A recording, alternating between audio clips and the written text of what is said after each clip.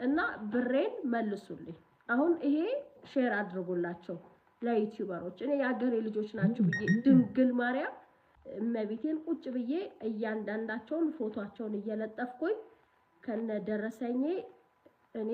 ቪዲዮ ሰራለሁ እኔ ስጦታ አይደለም የሰጠዋቸው እንዴ እነሱ መኪና ሊገዙ እነሱ ቤት ሊገዙ እኔ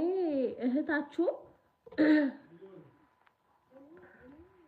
ይታያል በቃ እኔ እህታችሁ እቺን ቀፎ እንኳን ሳልቀየር እያት ያለችኝ ቀፎ እያት ማርያምን ቀፎ እንኳን ከሳውዲ አረቢያ ያመጣሁት ስልክ ነው እኔ እዩልኝ እንግዲህ እና እኔ እንኳን ደህና ስልክ ሳይልዝ እነሱ ከ15 17 ሊገዙ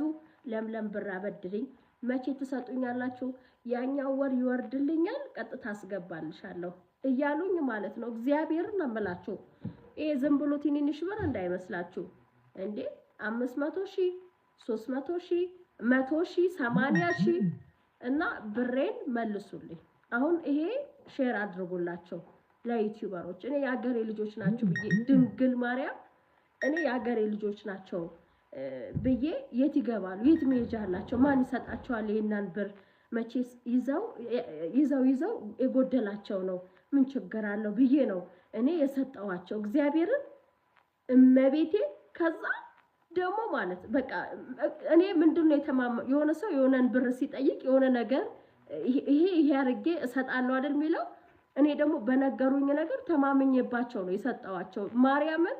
የት ይሄዳሉ ማንን ይጠይቃሉ ብዬ ማለት ነው እኔ ለአገሬ ልጆች መቼም በህይወቴ ክፉኝባቸው አላውቅም አሁንም አይደለም ግን አሁን በጣም ተማረሬ ነው መቤቴ እኔ አሁን ጸጥ ብዬ ዛሬ የሆነ ብር ጎደለኝ ማለት ነው የሆነ ቦታ ነበርኩኝ ከዛ ጎደለኝና ስደውልላቸው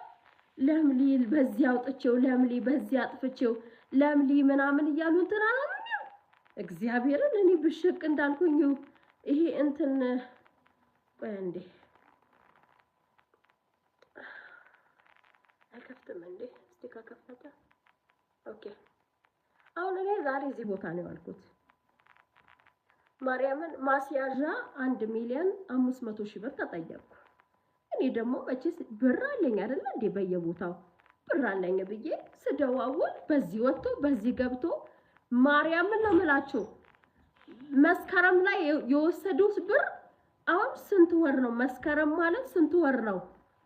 5 ወር 6 ወር 8 ወር ይሆን እስካሁን ድረስ እመቤቴ ሰው አይቀንስም ግማሹን እንኳን